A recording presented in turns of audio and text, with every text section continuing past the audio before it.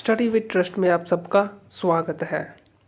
तो दोस्तों, एक बात आपने नोट की होगी, जो आप अपनी फर्स्ट लैंग्वेज है या जिसको हम हमारी मातृभाषा बोलते हैं, वो आप कैसे सीखते हो।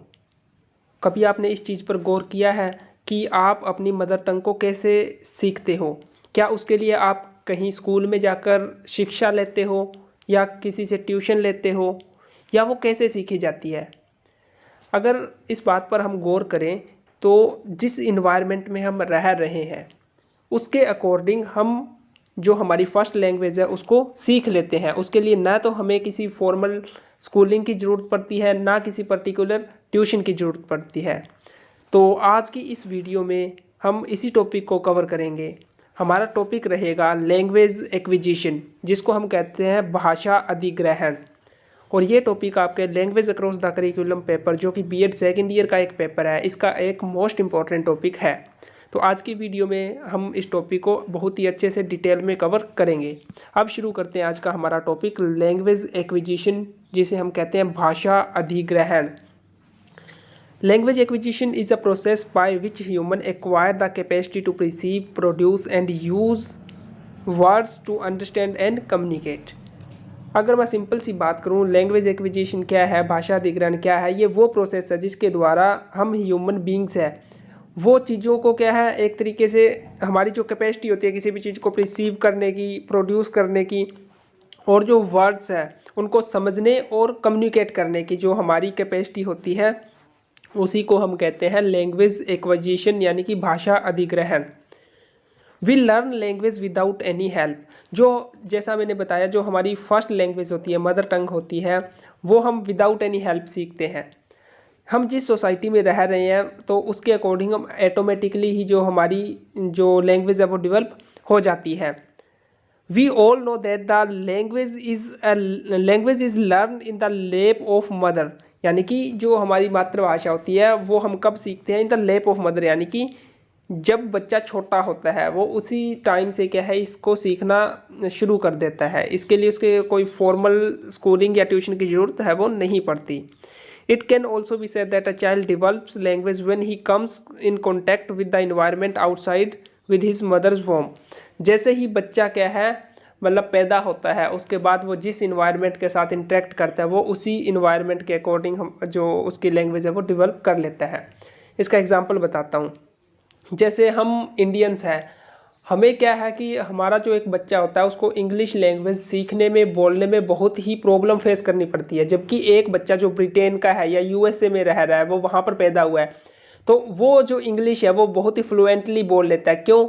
उसने कोई स्कूल में जाके थोड़ी सीखी है, क्योंकि वो उसकी नेचुरल मदर टंग है, वो उसी इन्वायरमेंट में रह रहा है, तो वो उसको क्या है ऑटोमेटिकली एक्वायर कर लेता है। यही सारा प्रोसेस होता है लैंग्वेज एक्विजिशन, जिसको हम कहते हैं भाषा अधिग्रहण।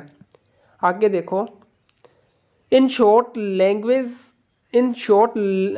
Language happens when a child comes across a certain language that is spoken in that particular environment.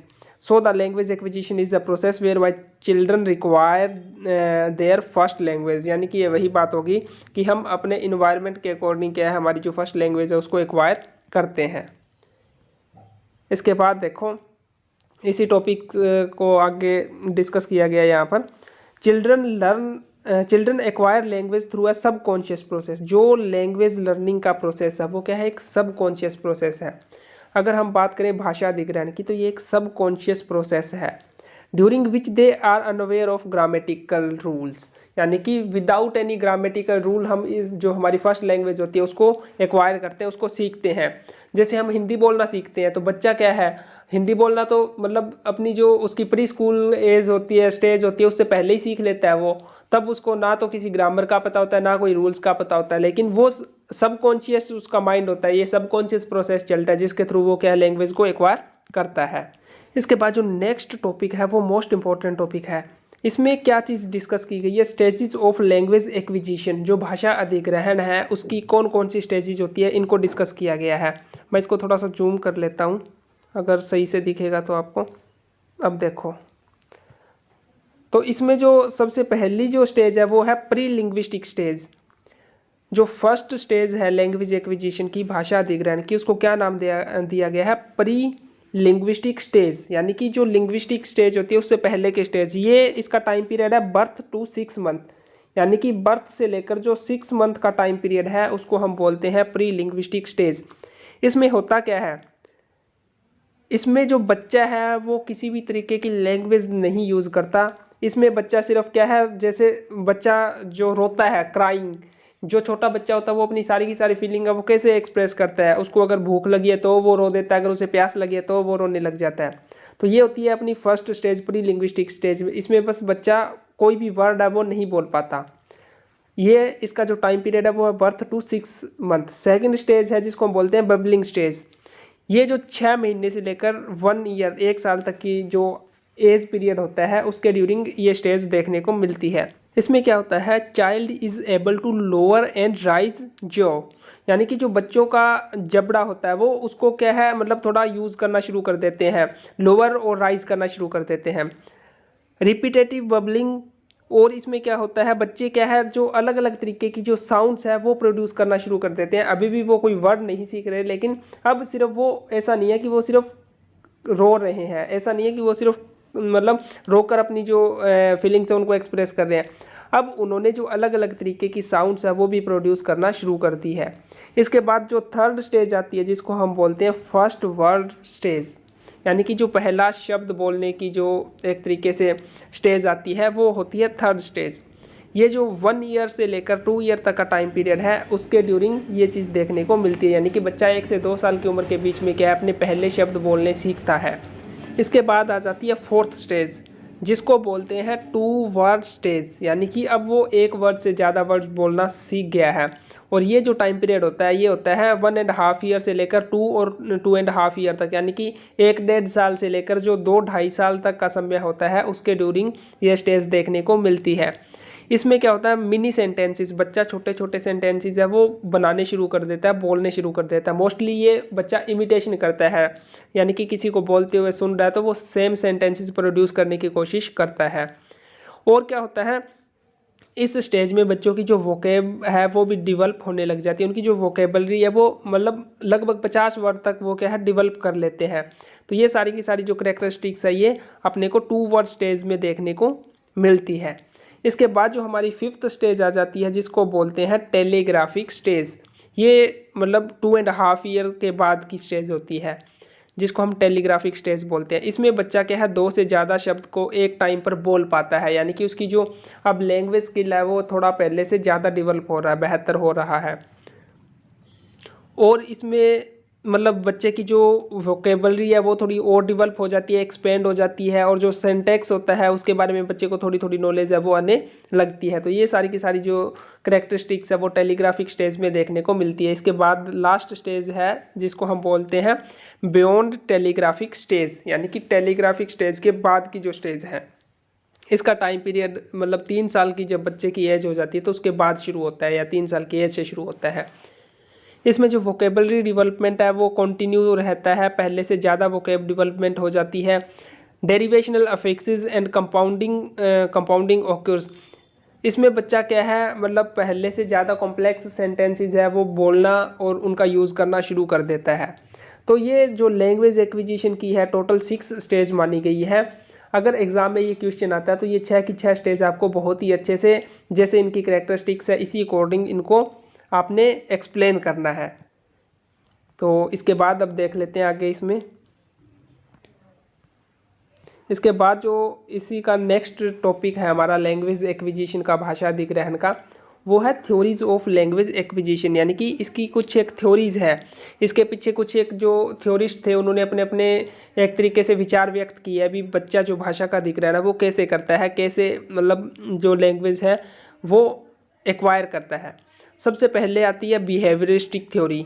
जो बिहेवियरिस्टिक थ्योरी थी वो दी थी BF स्किनर ने, और इसके पीछे उन्होंने क्या बोला था, जो बच्चा है वो लैंग्वेज को कैसे मतलब अधिग्रहित करता है, कैसे लैंग्वेज एक्विजिशन होता है उनके अकॉर्डिंग। उन्होंने कहा था जो बच्चा है ना वो इमिटेशन या रीइंफोर्समेंट या फिर जो कंडीशनिंग है उसके थ्रू जो लैंग्वेज है वो सीखता है, यानी कि by imitating the speech they hear and begin and being rewarded और reinforced when they produce correct utterance. इसका क्या मतलब हुआ, बीएफ स्किनर ने कहा इसमें बच्चा क्या है, दूसरों को इमिटेट करता है, वो उनकी स्पीच को सुनता है और उसी को फिर क्या है रिप्रोड्यूस करने की कोशिश करता है। अगर वो सही सेंटेंसेस अगर मान लो रिप्रोड्यूस कर पाता है तो उनको रिवार्ड मिलते हैं, अदरवाइज उनको रीइंफोर्स किया जाता है, मतलब उनको सही करने की कोशिश की जाती है। तो ये सारी की सारी बातें बीएफ स्किनर ने अपनी बिहेवियरिस्टिक थ्योरी में क्या है बताई थी। इसके बाद नेक्स्ट थ्योरी आती है इन्नेट थ्योरी। इन्नेट थ्योरी क्या कहती है, इसके प्रोपाउंडर कौन थे, इसके प्रोपाउंडर थे नोम चॉम्स्की, बहुत बड़ा नाम है कि इनका लिंग्विस्टिक में। तो इन्होंने क्या बोला, इन्होंने कहा बीएफ स्किनर से इनके जो मतलब विचार थे वो एक तरीके से डिफरेंट थे। इन्होंने बोला humans are born with innate ability to acquire language. इन्होंने कहा जो कोई भी ह्यूमन बींग है उनमें जो लैंग्वेज एक्विजिशन की पावर है ना वो इनेट होती है, जन्मजात होती है, वो किसी को इमिटेट करके नहीं सीखते, वो बाय बर्थ इस चीज़ को सीखते हैं। Children possesses a language acquisition device, जिसको एलएडी बोलते हैं, उनके अंदर एक लैंग्वेज एक्विजिशन डिवाइस होता है नोम चॉम्स्की के according, a biological mechanism that enables them to unconsciously learn the rules of language. यानी कि इन्होंने क्या बताया, जो लैंग्वेज एक्विजिशन डिवाइस है, जो एलएडी है, वो एक तरीके का एक बायोलॉजिकल मैकेनिज्म है जो बच्चों को अनकॉन्शियसली लैंग्वेज के जो रूल्स है उनको लर्न करने में हेल्प करता है, जिसके बाद वो अपना लैंग्वेज है वो सीख पाते हैं। तो ये थी इन्नेट थ्योरी नोम चॉम्स्की की। इसके बाद इसमें कुछ और भी थ्योरीज है वो अगर आप ऐड करना चाहो तो, लेकिन मोस्टली जो थ्योरीज है वो लैंग्वेज लर्निंग में आ जाती है। लैंग्वेज लर्निंग और अब लैंग्वेज एक्विजिशन है उनमें जो डिफरेंसेस है वो मैं बताना चाहूँगा, क्योंकि भाषा का अधिग्रहण और भाषा सीखना दोनों ही अलग अलग है, इनको एक साथ कभी भी नहीं लेना, एज ए सिनोनिम नहीं होते, ये दोनों डिफरेंट कॉन्सेप्ट है। इसीलिए मतलब लैंग्वेज एक्विजिशन और लैंग्वेज लर्निंग का जो डिफरेंस है वो हमें पता होना जरूरी है। सबसे पहले मैं बात करता हूँ लैंग्वेज एक्विजिशन की। ये क्या है, पैसिव है, एक पैसिव प्रोसेस है, इसमें हमें मतलब इतना एक्टिवली पार्टिसिपेट करने की ज़रूरत नहीं है। ये सब कॉन्शियस प्रोसेस है, यानी कि सब कॉन्शियस होता है, हमें कॉन्शियस हमें पता भी नहीं चल पाता। जैसे मैं पहले भी बता चुका हूँ, जिस इन्वायरमेंट में रहते हैं हम उसी के अकॉर्डिंग क्या हमारी जो लैंग्वेज है वो डेवलप हो जाती है। जबकि मैं बात करूँ लैंग्वेज लर्निंग की, तो लैंग्वेज लर्निंग क्या है, लैंग्वेज लर्निंग एक एक्टिव प्रोसेस है, एक्टिवली हमें इसको सीखना पड़ता है। जैसे इंडिया में हम सेकंड या थर्ड लैंग्वेज सीखते हैं, मान लो कोई हिंदी स्पीकिंग बच्चा है वो मान लो अगर इंग्लिश सीख रहा है तो उसको एक्टिवली सीखना पड़ेगा, उसको एक कॉन्शियस प्रोसेस होगा। वो ऐसा नहीं है कि वो जैसे उसने हिंदी सीखी है वैसे वो इंग्लिश सीख लेगा, नहीं, उसके लिए उसको फॉर्मल ट्यूशन या स्कूलिंग की भी ज़रूरत पड़ सकती है। इसके बाद जो और है इसमें पॉइंट, जो लैंग्वेज एक्विजिशन है उसमें इम्प्लिसिट नॉलेज होती है और ये एक्सप्लिसिट नॉलेज होती है। जबकि लैंग्वेज एक्विजिशन क्या है, एक इनफॉर्मल सिचुएशन है, इनफॉर्मल सिचुएशन है, फॉर्मल सिचुएशन नहीं है। ऐसा नहीं है कि हम स्कूल में जाकर इसको सीख रहे हैं या इसकी क्लासेस लगा रहे हैं, नहीं। जबकि जो लैंग्वेज लर्निंग है ना उसके लिए एक फॉर्मल सिचुएशन की ज़रूरत पड़ती है और ये एक फॉर्मल प्रोसेस है। जैसे मैं बार बार बता चुका हूँ कि मैं इंग्लिश का एग्जांपल ले रहा हूँ, तो इंग्लिश क्या है, हम स्कूल में सीखते हैं या कोचिंग सेंटर पे ट्यूशन पे सीखते हैं, तो वो एक फॉर्मल प्रोसेस है, उसके लिए प्रॉपर हमें रूल्स और वो सब लर्न करने पड़ते हैं। तो ये सारी चीज़ें होती है इसमें। तो ये कुछ एक डिफरेंस थे जो लैंग्वेज एक्विजिशन और लैंग्वेज लर्निंग में थे। तो आई होप आपको ये जो क्वेश्चन है वो अच्छे से समझ आ गया होगा। ये बहुत इंपॉर्टेंट टॉपिक है इस पेपर का, तो इसको बड़े ही अच्छे से आपने कवर करना है। इससे नेक्स्ट वीडियो में हम जो लैंग्वेज लर्निंग है उस टॉपिक को पूरा डिटेल में करेंगे। उसमें हम जानेंगे लैंग्वेज लर्निंग क्या होती है, इसकी कौन कौन सी इसकी थ्योरीज़ हैं, और ये सारा का सारा जो टॉपिक है इसको हम पूरे अच्छे से डिटेल में कवर करेंगे।